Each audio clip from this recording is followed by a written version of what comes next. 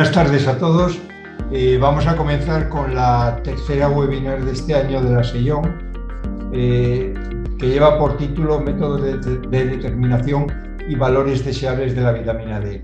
Va a ser impartido de forma conjunta por el doctor José Manuel Quesada, que no necesita presentación en SEION, quizá es el mayor experto clínico en vitamina D que tenemos en España, y junto con él va a estar el profesor Feliciano Priego Capote, que es profesor titular del Departamento de Química Analítica de la Universidad de Córdoba y que ha trabajado en vitamina D, especialmente en técnicas de determinación en colaboración con el doctor Quesada. Manolo, cuando queráis podéis empezar. Muy bien, muchas gracias, José Luis. Gracias a la SEION, en particular a mi querido amigo Manuel Navés, por invitarnos a este tema tan de actualidad y tan apasionante. Obviamente, también dar las gracias a nuestros sponsors, a Lilly, por facilitar estas reuniones para compartir experiencias y conocimientos. Esta es un poco la agenda que vamos a seguir en esta presentación de la tarde de hoy, que viene muy a cuento porque estamos celebrando el centenario del descubrimiento de la vitamina D, que se describió por primera vez en junio de este año, del 1922. Tuvo una gran repercusión en el New York Times y unos pocos días después se publicaba que no solamente era la administración de aceite de hígado de bacalao que había sido burbujeado con nitrógeno, sino que además el raquitismo podía ser erradicado mediante la irradiación solar.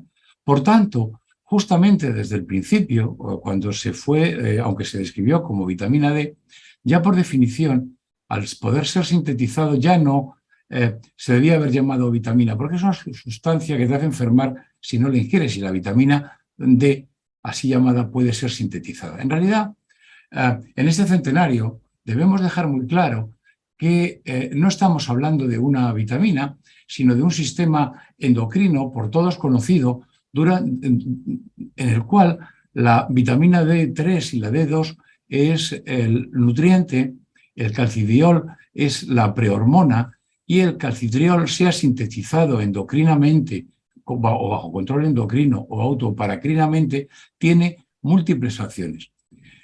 Es como otros sistemas, como el sistema de las hormonas tiroideas o otras hormonas esteroideas, en el cual, vuelvo a repetir, el nutriente sería el colecalciferol o vitamina D3, que sería el equivalente al yoduro en el sistema de las hormonas tiroideas.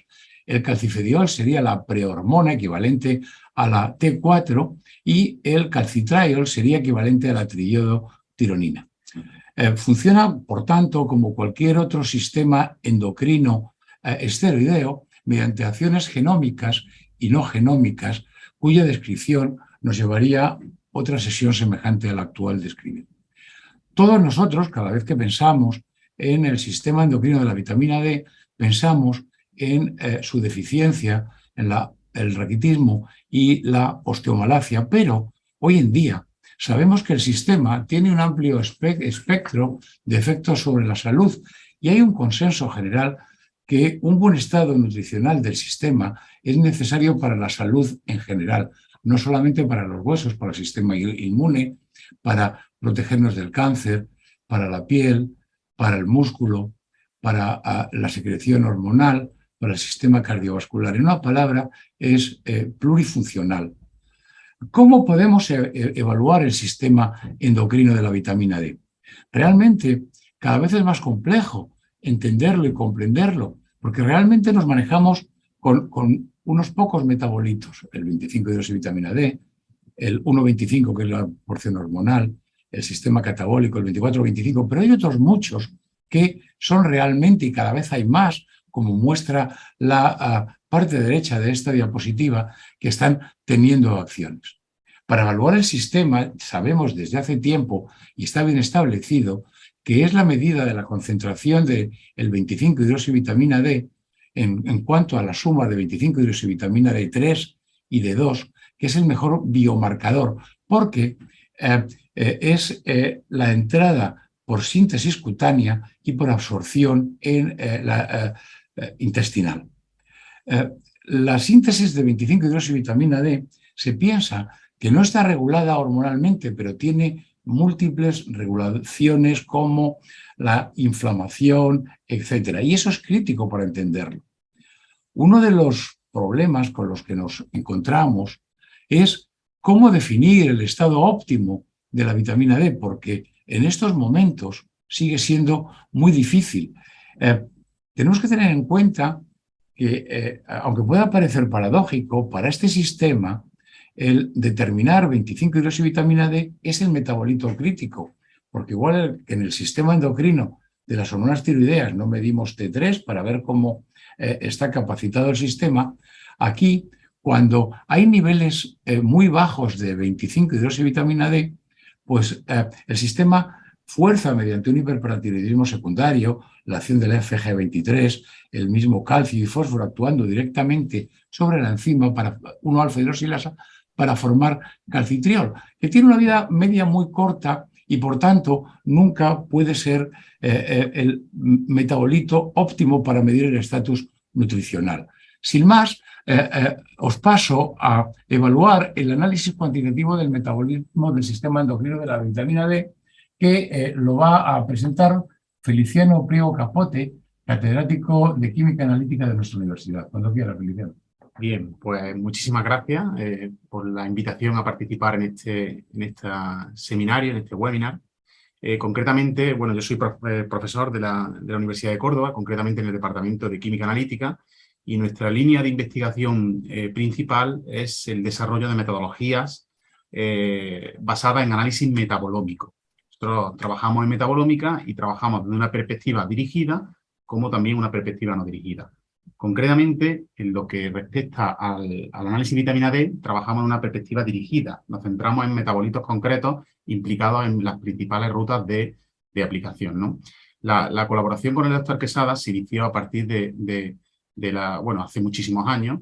De hecho, era la investigadora responsable del grupo, era la profesora Luque de Castro, pero lo mantenemos a día de hoy a través de un grupo de investigación asociado al CiberFetch, ¿no? Bien, bueno, si hablamos desde el punto de vista de análisis de la vitamina D, es importante resaltar que hoy día hay estudios con prácticamente todos los tipos de muestras o tipos de biofluidos que se pueden analizar, ¿no? Y aquí pongo algunos ejemplos. Ya hay algunos estudios que apuntan a la posible utilidad de lo que serían las gotas la gota de sangre seca como una posible muestra de fácil obtención a la hora de analizar vitamina D. Y de la misma forma, pues encontramos algunos artículos que hablan de saliva, orina, líquido cerebroespinal y, por supuesto, la muestra más de un uso más extendido, que sería sangre en cualquiera de los formatos que podemos utilizar, sea suero o sea plasma, ¿no? Realmente nosotros, por ejemplo, hemos trabajado con los dos biofluidos. Evidentemente, la sangre como muestra el biofluido más utilizado a nivel clínico. El único problema que plantea es que hablamos de una muestra con una matriz compleja, ¿no? Una matriz que tiene un alto contenido en proteínas, etcétera, que pueden complicar un poco lo que es la analítica. Evidentemente, el parámetro clínico que se utiliza para evaluar el estado metabólico de vitamina D es la 25D3, pero por la parte más simple, hablando de metabolismo en fase 1, hablaríamos de vitamina D3, 24-25, 1,25 y también 1,24-25. A continuación, pues también voy a exponer un poco cuáles han sido nuestros desarrollos en cuanto a vitamina D, ¿no? Nuestra perspectiva siempre ha sido intentar ampliar el hecho de solo utilizar 25-hidroxi-D3, obteniendo información del resto de metabolitos con el fin de poder interpretar cambios, ¿no? Antes de eso, voy a comentar evidentemente las principales limitaciones en el análisis de vitamina D, que se pueden resumir en tres, ¿no? La primera es que el suero y el plasma deben de ser procesadas rápidamente una vez que se descongela, ¿no? Son muestras que son inestables y que rápidamente pueden dar lugar a descomposición. Ya en sí, tanto la vitamina D como sus metabolitos son compuestos inestables y que muchos de ellos son sensibles a la luz y a la temperatura. Por tanto, el procesamiento de muestras debe de ser lo más rápido posible. Y además, el más importante, que estamos hablando de compuestos que están presentes en el orden de nanogramos mililitro, o lo que sería el equivalente nanomol por litro, a compuestos que se encuentran a niveles picogramo mililitro o su equivalente picomol por litro. Y de hecho, aquí podemos ver en función del tipo de metabolito, cuál sería la vida media en unas condiciones, digamos, de conservación adecuada, ¿no? En función, además, de los niveles. Por tanto, estamos combinando, además, detección de metabolitos a muy baja concentración, como puede ser la 1,25, con metabolitos que están más altos, ¿no? En relación a los métodos de análisis, los podemos clasificar en dos grupos. Por una parte, aquellos basados en inmunoensayo, el RIA, que ya prácticamente hoy no se utiliza, los métodos ELISA o de quimioluminiscencia. Las principales características que son de estos métodos, que son métodos que se centran en un único analito, generalmente 25-hidroxi-3, aunque ya hay kits enzimáticos para determinar 1,25, y que tienen como principal inconveniente la posibilidad de reactividad cruzada. Con lo cual, teniendo en cuenta esas rutas metabólicas que ha mostrado anteriormente el doctor Quesada, de cantidad de metabolitos, pues podría haber una alteración en cuanto a niveles de concentración. Y por otro lado tenemos los métodos basados en una separación cromatográfica con una técnica de detección adecuada. Aunque aquí tengamos que hay métodos basados en cromatografía de líquidos y cromatografía de gases, básicamente los métodos por cromatografía de gases son prácticamente inexistentes, son algunos casos, ¿no? Con lo cual, la mayoría de los métodos que implican separación cromatográfica están basados en cromatografía de líquidos. Aquí podemos tener dos técnicas de determinación, o lo que sería la fotometría, que implicaría una preparación de muestra exhaustiva, porque es una técnica menos sensible y que implicaría determinar especies a muy baja concentración, con lo cual la fotometría no sería suficiente, o la técnica referencia a día de hoy, que es la cromatografía de líquidos acoplada a espectrometría de masa en tándem, que de hecho, por sus características en cuanto a sensibilidad y selectividad, se considera básicamente la técnica que da lugar a los métodos gold standard en una gran mayoría de aplicaciones. De hecho, muchas veces, pues, incluso en publicaciones nos piden el hecho de validar resultados con otras técnicas utilizando métodos basados en cromatografía de líquidos con espectrometría de masa con el fin de poder comparar y confirmar los resultados, ¿no? Con lo cual, a día de hoy, bueno, pues podemos decir que los métodos basados en inmunoensayo se continúan implementando, de hecho en centros, hospitales y demás son los más utilizados, pero con el fin de conseguir información mucho más completa de todo el estado metabólico de la vitamina D, pues la alternativa recomendable sería cromatografía de líquidos con espectrometría de masa, puesto que con un único análisis tendríamos acceso a la información de todos los metabolitos, ¿no? Concretamente, el método que nosotros utilizamos está basado en la técnica gold estándar. Es un método basado en líquidos con espectrometría de masas, ¿no? Aquí implicaría las tres etapas de este método. Por un lado, esta parte, el procesamiento de muestras, que implica una extracción en fase sólida. Por otro lado, la separación cromatográfica. Y, por último, la determinación por espectrometría de masa. Concretamente, nosotros en nuestro método, el objetivo es conseguir una alta preconcentración, con el fin de poder acceder a la determinación de los metabolitos que están presentes a más baja concentración, concretamente 1,25. Sin esta etapa, básicamente, puede ser complicado acceder a la determinación de 1,25. Concretamente, se utilizan estos pequeños cartuchos y lo que hacemos es inyectar directamente suero, 200 microlitros de suero, en estos cartuchos con el fin de promover la retención de los metabolitos de vitamina D. Y posteriormente, en este cartucho, evidentemente, se consigue la eliminación, la minimización del efecto de la interferencia asociada a la proteína y posteriormente lo que hacemos es eluir los metabolitos retenidos aquí, ya se eluyen a la columna cromatográfica, libres de interferencia y potencialmente se consigue la determinación con una relativa facilidad, ¿no? Para que nos hagamos una idea, siempre que analizamos cohortes, intentamos obtener datos de correlación con los métodos basados en inmunoensayo. Evidentemente solo para 25, puesto que el 25 es el dato, o sea, el parámetro que se utiliza como referencia en cualquier laboratorio hospitalario, ¿no? Y aquí podemos ver cómo efectivamente existe una excelente correlación en niveles en cuanto a 25 obtenidos por líquidos masa, nuestro método, frente a los obtenidos por inmunoensayo. Se muestran aquí datos antes de en niveles normales y aquí ampliando el rango de concentración en pacientes sometidos a suplementación. Con lo cual vemos que esa linealidad se mantiene tanto a niveles altos como a niveles pequeños, ¿no? Bien, la revolución a nivel metodológico en nuestro grupo de investigación se inició en el año 2015 con esta primera propuesta en la que desarrollamos un método para determinar vitamina D3, 25 y 1,25. De esta forma podíamos tener acceso a los niveles de vitamina D circulante, 25 hidroxido de 3, y a los niveles de 1,25 con el fin de evaluar la influencia los niveles en concreto del metabolito activo, ¿no? En una siguiente ronda propusimos una ampliación metodológica para determinar 24-25, otro metabolito que está presente a niveles aproximadamente, suelen estar a un 10% de los niveles de 25 hidróxido de 3, pero que tiene una repercusión biológica potencial debido a su papel como posible regulador metabólico en la conversión a 1,25, que sería el metabolito activo. Y además también hay estudios que indican cómo el parámetro, que sería el ratio 24-25 frente a 25, con un mejor marcador a la hora de evaluar digamos, el estado metabólico de vitamina D. Una vez que conseguimos esta segunda propuesta metodológica, lo que hicimos fue evaluarnos a nivel interno, ¿no?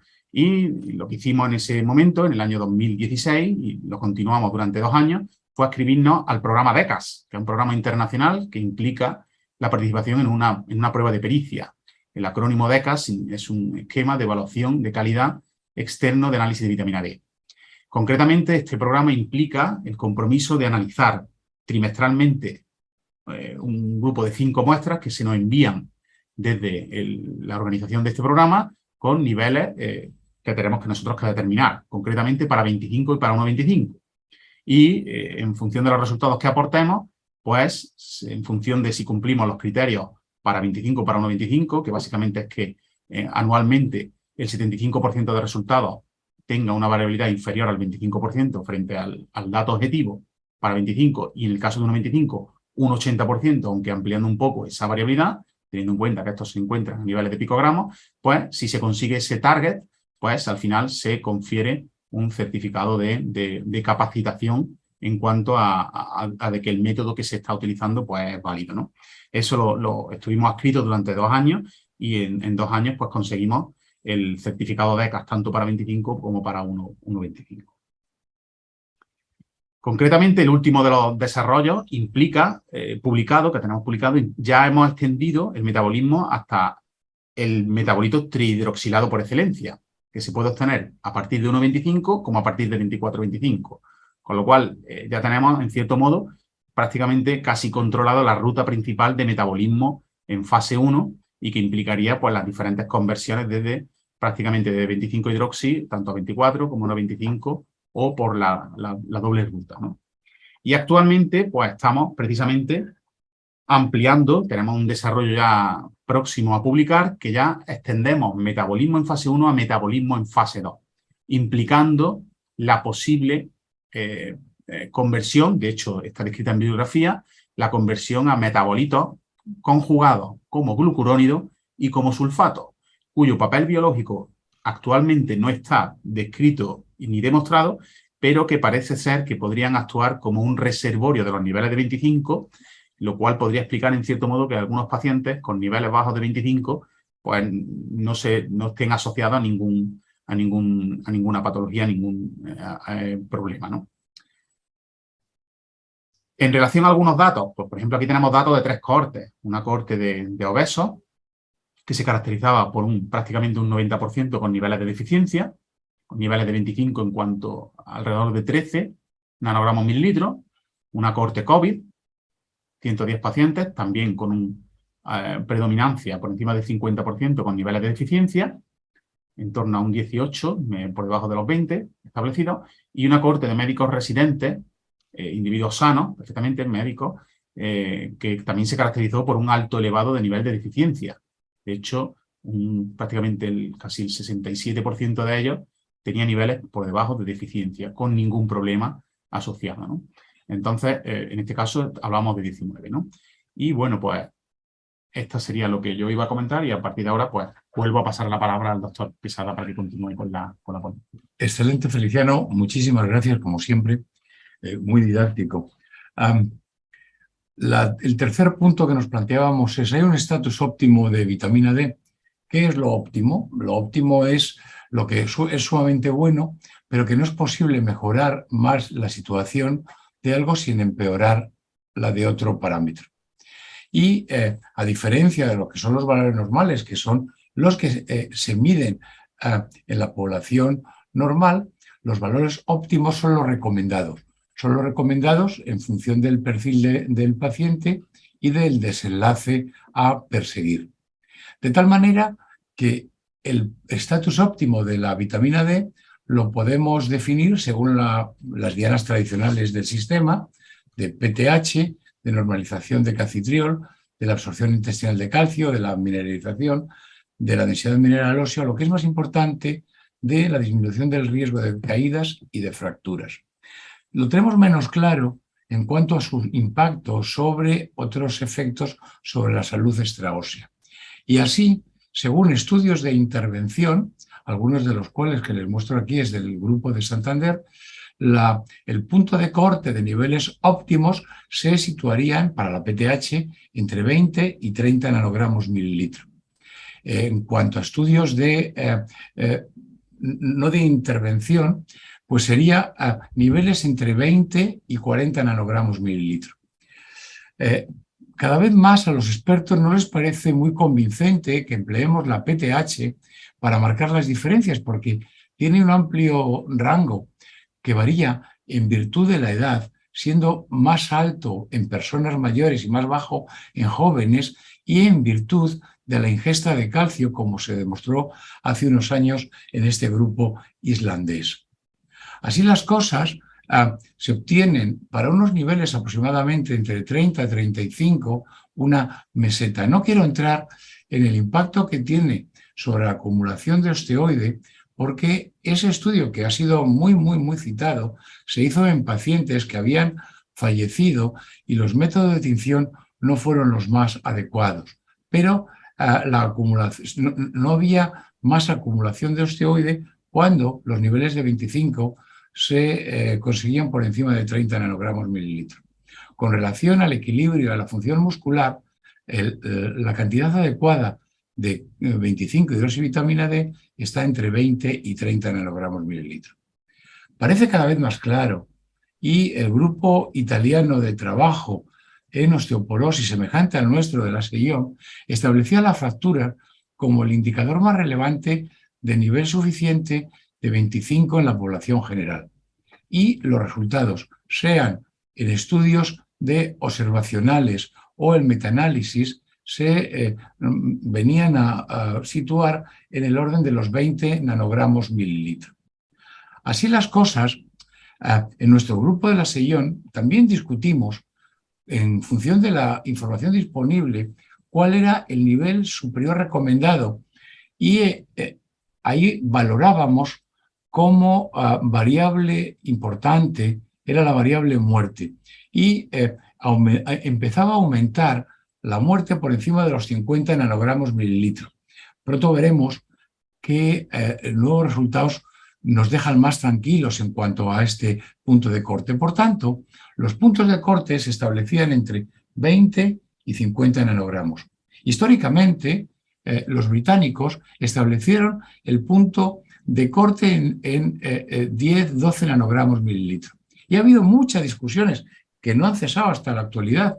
Y han habido grupos que se unían a una definición o a otros.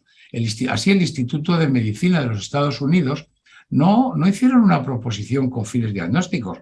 Por tanto, no deberemos indicarla como tal, sino cuáles eran las recomendaciones dietéticas para población sana. La Endocrine Society efectuaron guías diseñadas para pacientes con una amplia variedad de enfermedades y, por tanto, entre ellas la osteoporosis, el tratamiento de la osteoporosis, y con mayor riesgo de deficiencia, y establecieron como punto de corte los 30 nanogramos mililitro. Nuestra sociedad, en un grupo de trabajo, estableció un objetivo entre 25, 30 y 50 nanogramos. Puede parecer una frivolidad el que estableciéramos 25 o 30 hasta 50, pero tenía su explicación.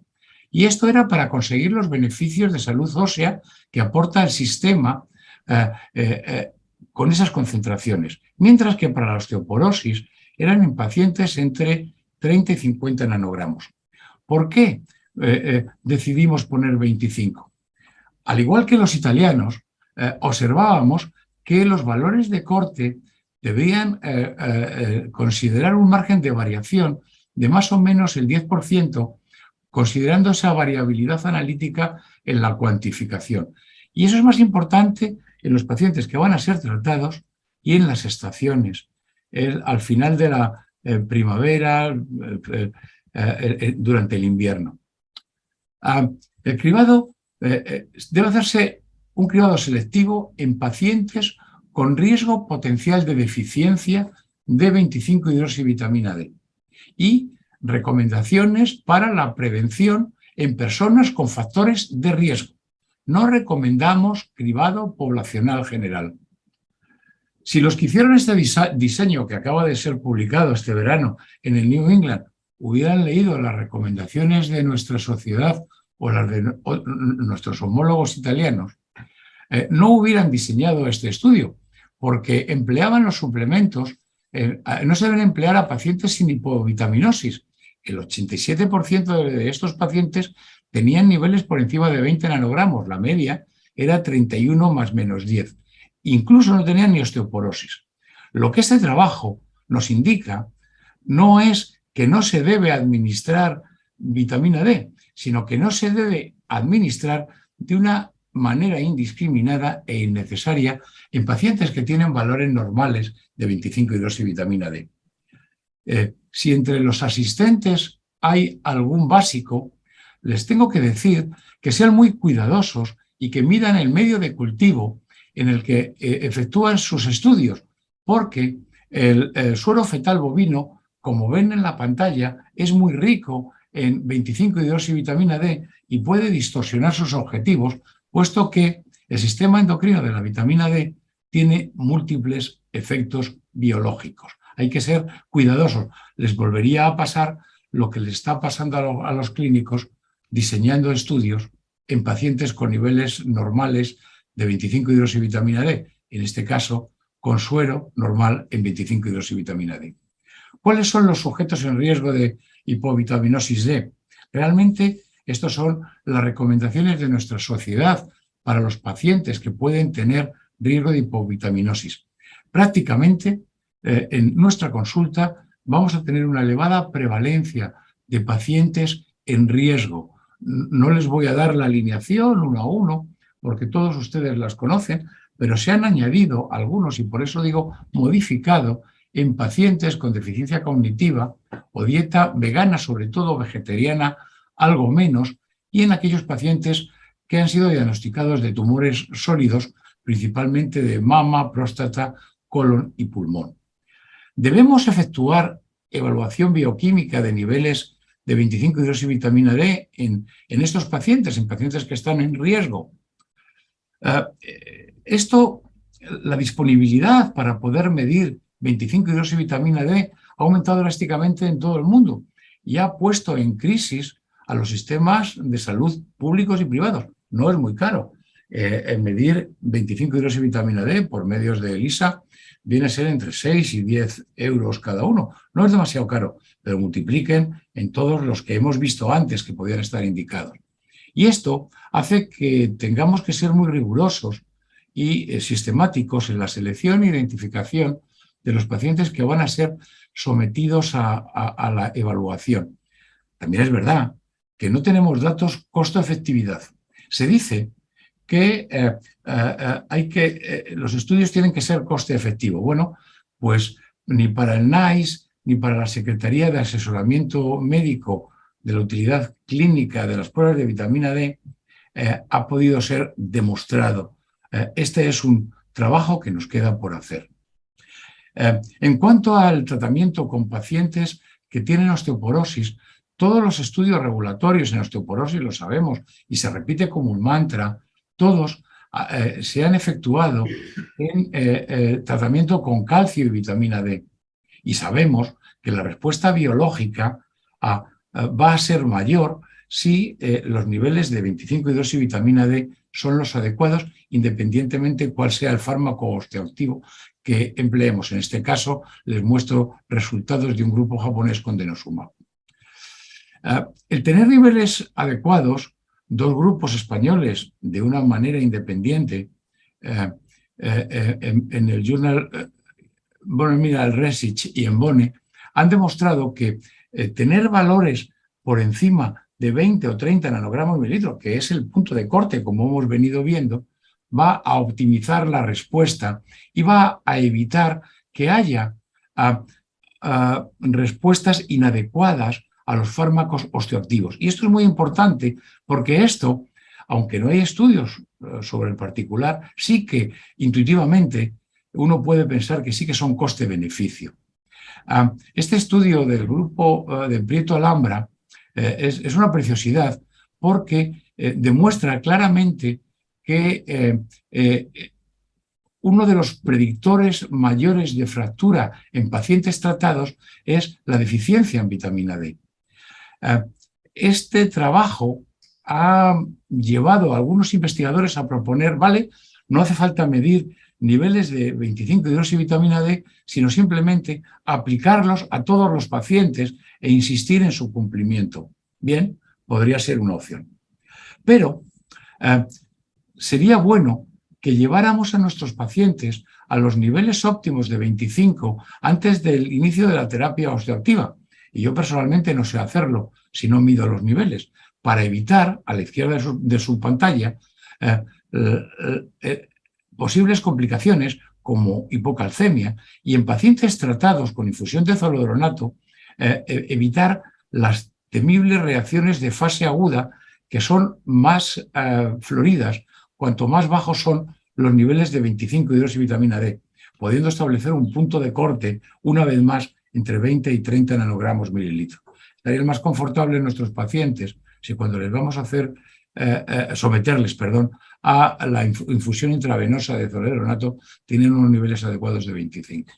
Por tanto, recomendamos la detección de la deficiencia en poblaciones de riesgo y no realizar pruebas de detección en personas sanas, pese a que la prevalencia de niveles bajos es muy elevada en nuestra población.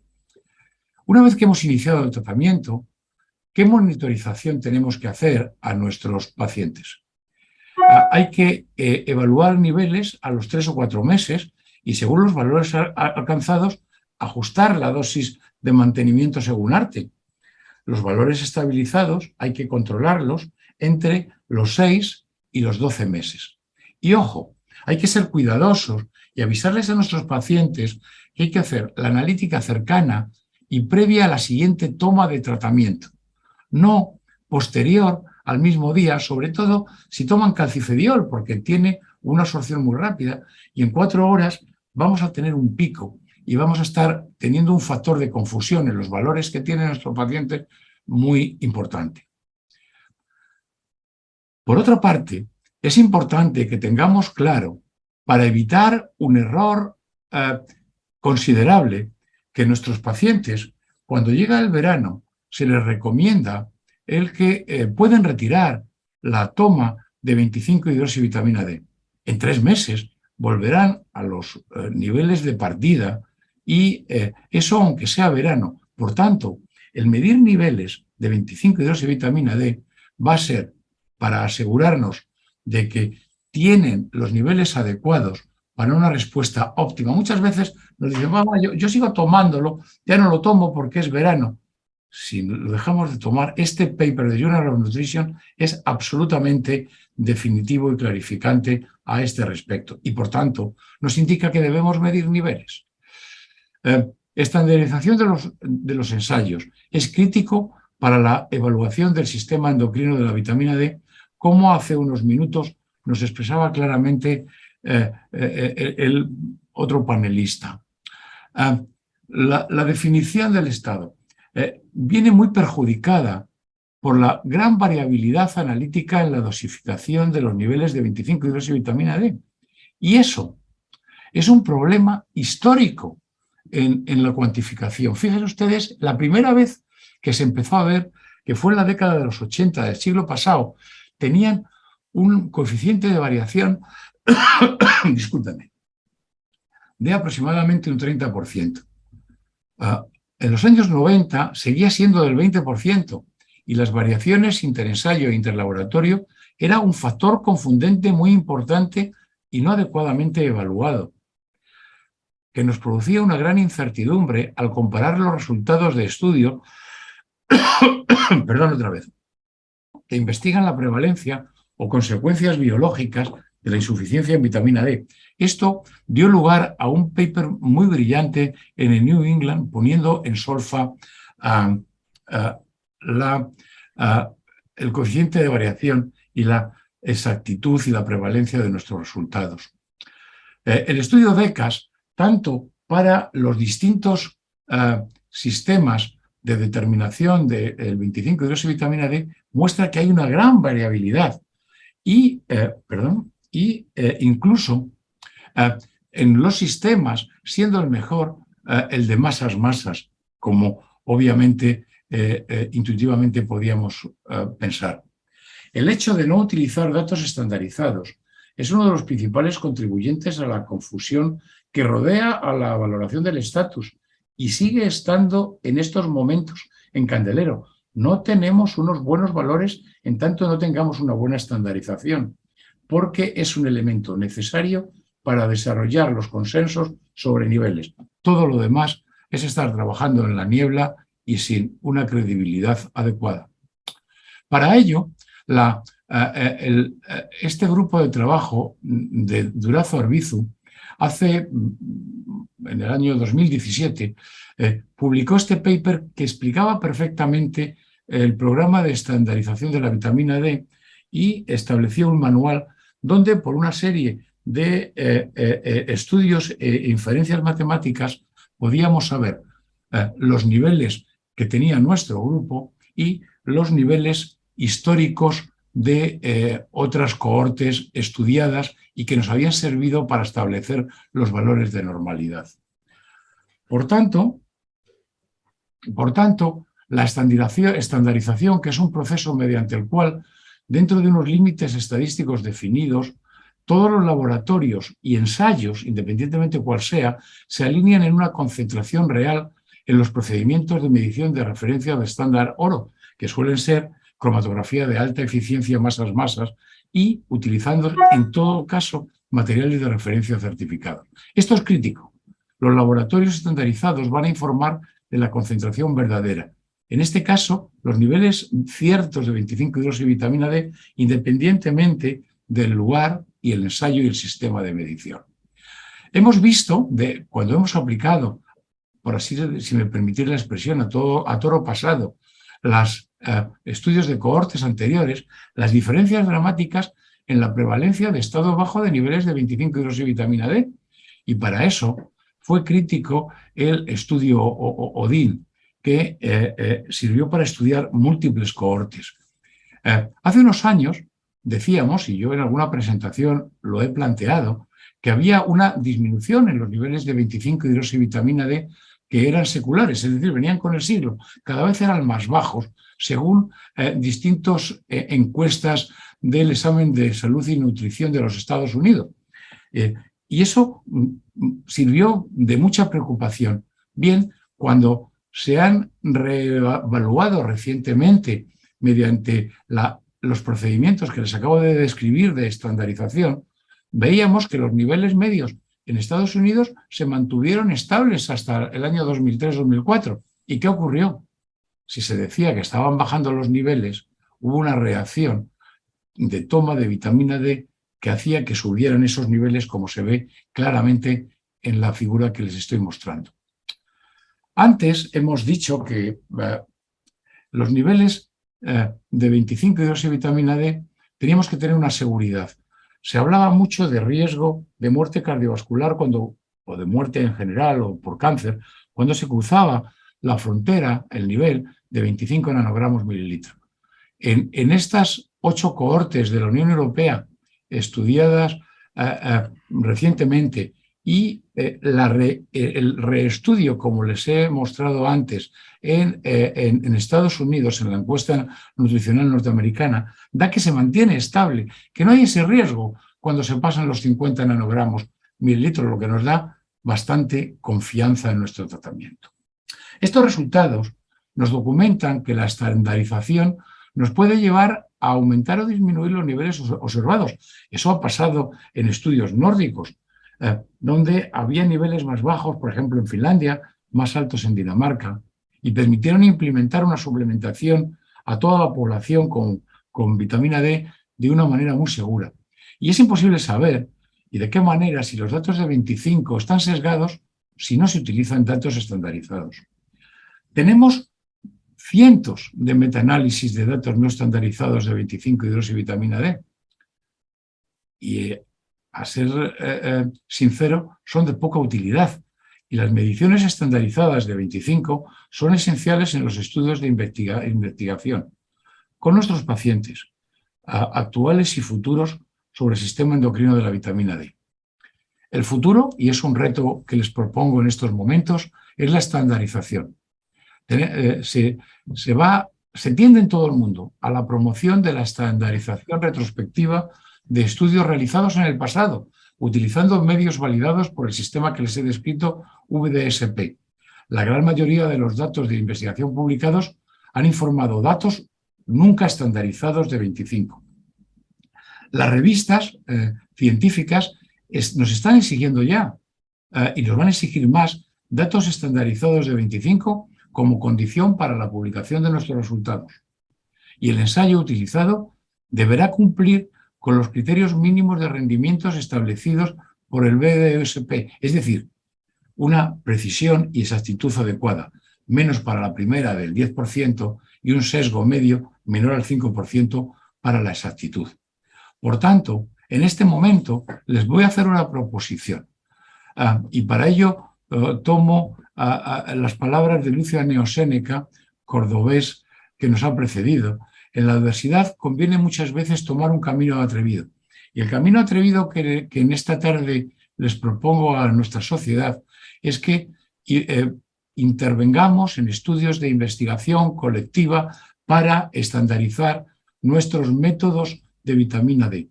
Si lo hacemos juntos, el futuro será nuestro. Si no, seremos rechazados muchas veces en las publicaciones y no estaremos dando a nuestros pacientes la calidad que la determinación de los metabolitos del sistema endocrino de la vitamina D precisan y necesitan.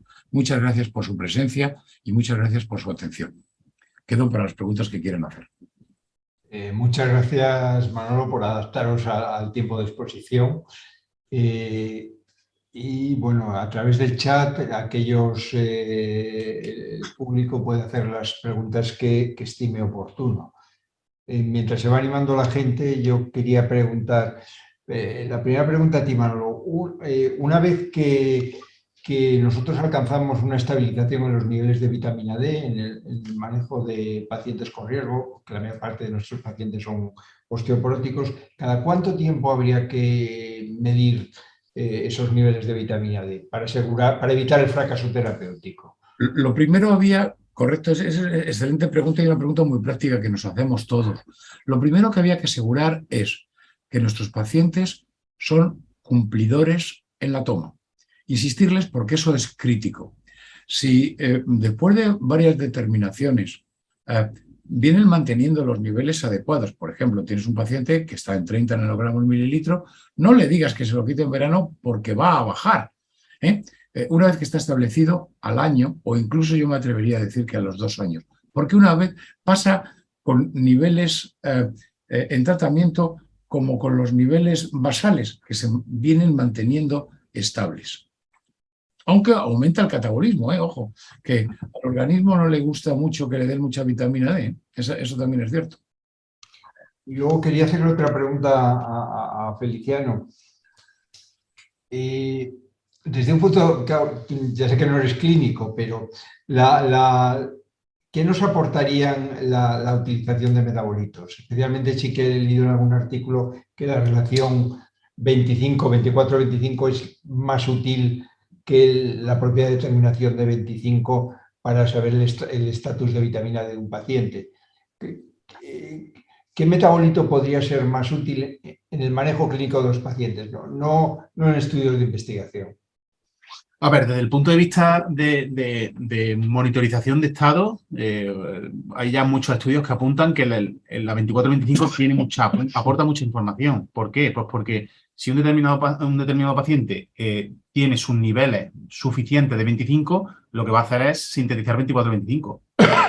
Entonces, en cierto modo, es la combinación de 24-25-25 en forma de ratio la que, en cierto modo, según los estudios que apuntan en bibliografía, la que mejor refleja el estado metabólico de vitamina D, ¿no? Entonces, por eso siempre nosotros ya decidimos incorporar la 24-25. Por otro lado, 1,25 aporta niveles de bioactividad, es decir, de actividad en esa deformación coherente de 1,25. Lo cual también es importante resaltar que es niveles de 1,25 en sangre. O sea, la 1,25 muchas veces se produce generalmente en los tejidos en los que tiene que actuar.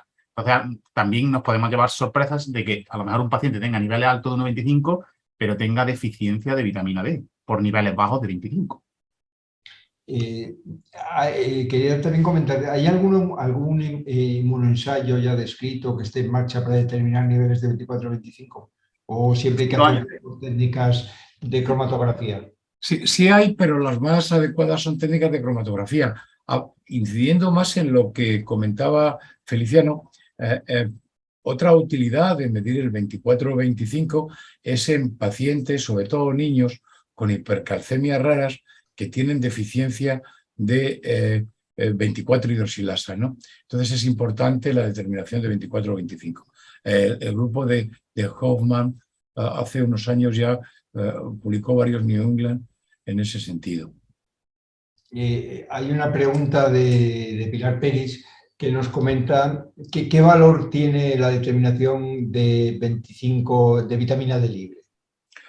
Bueno, la vitamina D libre tiene alguna utilidad en determinados pacientes. A ver si soy capaz, me he ido al revés. Gracias, Pilar, por la pregunta. Vaya. Básicamente en poblaciones donde la concentración por DBP se va a alterar.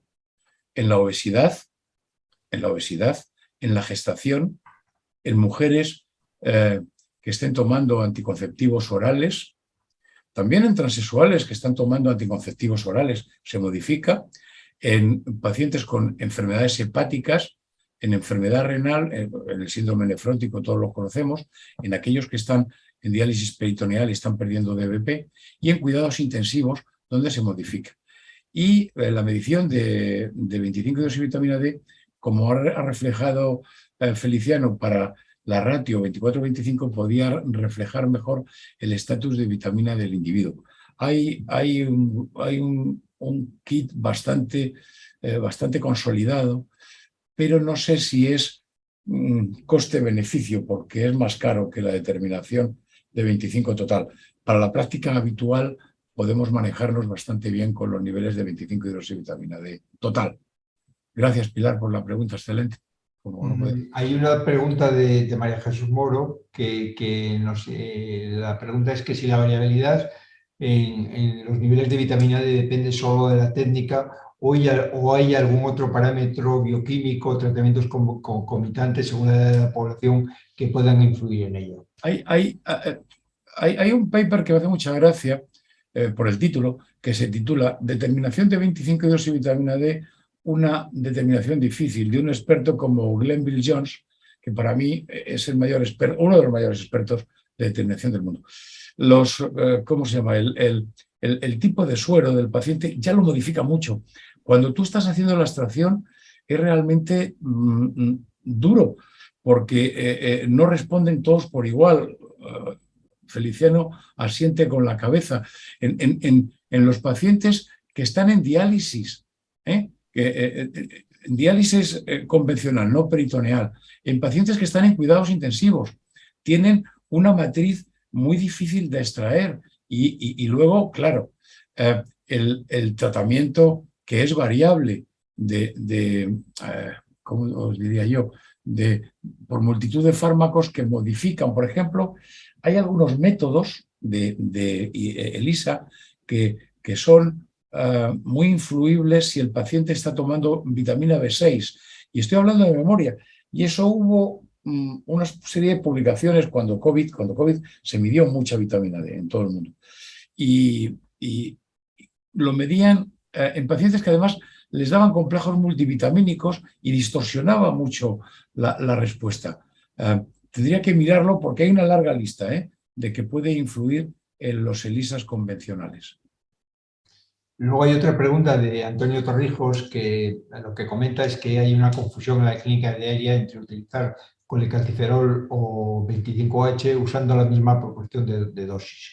No, en absoluto. Como se sabe que las dosis no son equivalentes, ¿cómo podremos informar mejor en cuanto a dosis a utilizar de uno u otro metabolito? Bueno, es que es muy intuitivo. Cuando tú estás dando 25 hidroferol, estás dando 25 hidroxivitamina D. Cuando estás dando vitamina D, das 25. Es entre 2 y 3 veces más eficiente en normalizar los niveles de 25 hidroxivitamina D. En cuanto al tiempo, en las 3-4 primeras horas tienes un pico, con lo cual tienes una disponibilidad mayor. Por otra parte, en situaciones de inflamación, se nos sale un poco del tema objeto de esta charla, pero estamos en plan seminario sillón y se puede comentar. En pacientes, por ejemplo, obesos, donde el inflamasoma está muy exacerbado, hay mucha inflamación. Hubo una conferencia preciosa de las becas de la Sillón que nos la dio Aurita de nuestro servicio de endocrino, donde había una correlación excelente entre los niveles de 25 hidroxivitamina D y el inflamasoma, donde había un paso a formar 24-25. En esos pacientes son sujetos y susceptibles de ser tratados con 25 hidroxivitamina D, también en los diabéticos y también en los muy delgados. O sea que hay un perfil de pacientes, por mucho que digamos que la 25 hidroxilasa no tiene una, ¿cómo os diría yo?, una regulación tan estricta como tiene la 1,25, que está regulado por el calcio, el fósforo, el FG23, la PTH sobre todo, pues la inflamación modifica mucho la disponibilidad. Por eso, y me quedé solo diciéndolo, en COVID, que es un paradigma de inflamación, los niveles de 25 hidroxivitamina D se encuentran bajos. Y aprovecho porque nos da pie para algo muy interesante. Hay una disputa, a mi juicio vacía, que viene a decir que los pacientes que tienen inflamación, los niveles bajos de 25 hidroxivitamina D son el resultado son un factor de enfermedad, como el inverso de la proteína C reactiva. Bien, es verdad, hay una disminución porque se inhibe la 25 hidroxilasa y están habiendo cada vez más datos, primero básicos y ahora clínicos, donde lo demuestran.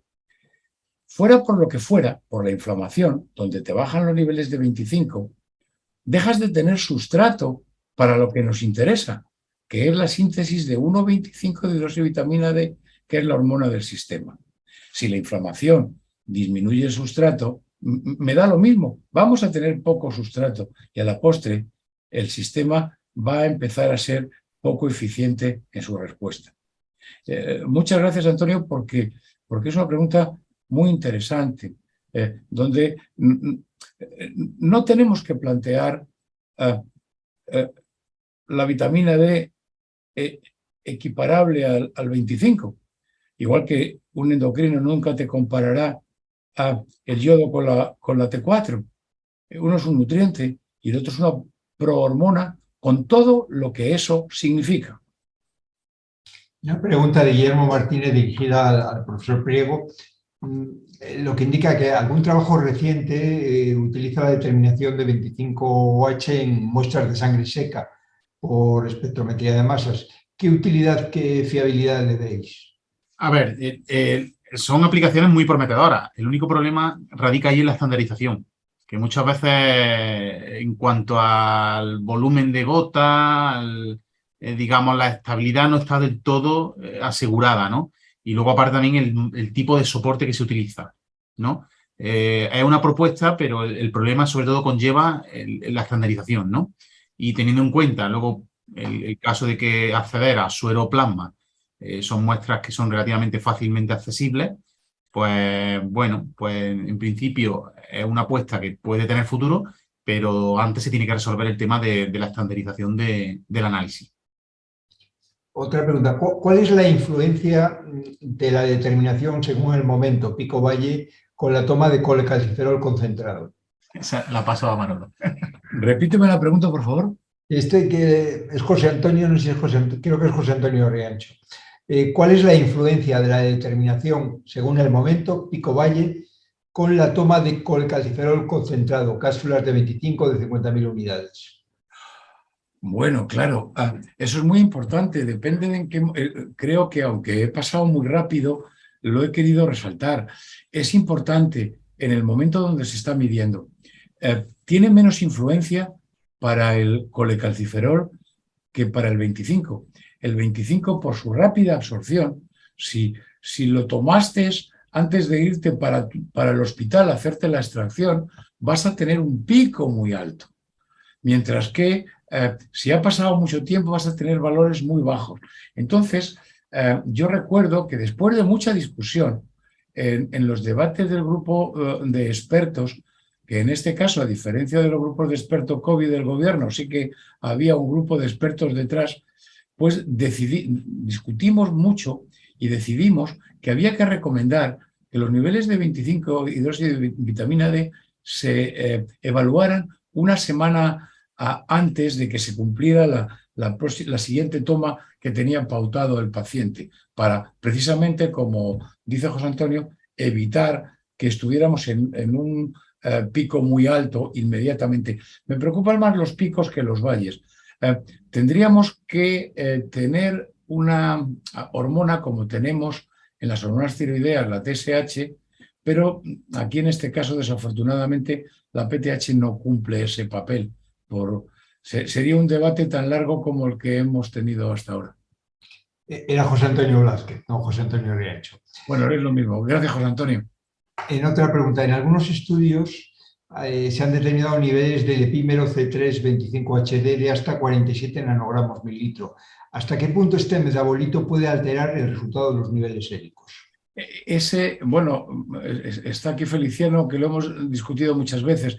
Los epímeros, los epímeros que son una modificación en el OH3, son más abundantes en niños, en bebés, más que en adultos. Y lo puede modificar mucho, sobre todo en inmunoanálisis. Y dependiendo en algunos HPLCs que no separan lo suficiente entre ambos, sí que puede haber un factor de confusión, porque desafortunadamente, y en esa tela de araña que os mostraba al principio, que es la metabolómica del sistema endocrino de la vitamina D, todavía no sabemos bien cómo funcionan muchos metabolitos de la vitamina D, y uno de ellos es este epímero. Bueno, en principio ya hemos cumplido el tiempo previsto. La verdad es que quería felicitar a los dos ponentes por la presentación, lo interesante que ha sido esta webinar, y animar a la nueva Junta Directiva que lleva adelante la propuesta que acaba de hacer Manolo. Y nada más, daros las gracias a todos los asistentes y a los ponentes. Sería el regalo mejor que le podíamos hacer a la denostada vitamina D en su centenario por parte de nuestra sociedad. Ánimo, nueva Junta Directiva, facilitar la financiación de la estandarización de la medición de vitamina D en todos los grupos interesados. Muchas gracias por la invitación, muchas gracias a los que estáis ahí atrás por vuestra asistencia. Un abrazo a todos. Un abrazo y muchas gracias a todos. Adiós. Adiós.